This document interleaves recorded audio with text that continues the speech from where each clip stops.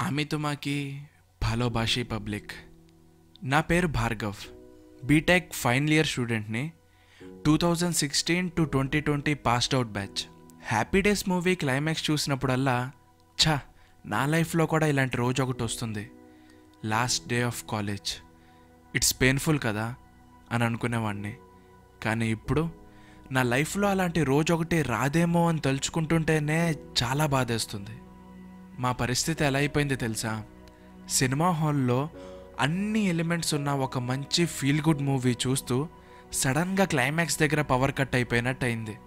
తేడా ఏంటంటే అక్కడ జనాలందరూ అరుస్తారు, ఇక్కడ మేము ఆ బాధ ఎవరికి చెప్పుకోవాలో తెలియక సైలెంట్గా ఉన్నాం. ప్లేస్మెంట్ వచ్చిన వాళ్ళేమో జాబుల్లో, రానోళ్ళేమో జాబ్ ట్రయల్స్, హైయర్ స్టడీస్ గోల్లో పడిపోయారు. అరే, ఒకరికొకరం సరిగ్గా గుడ్ బై కూడా చెప్పుకోలేదు.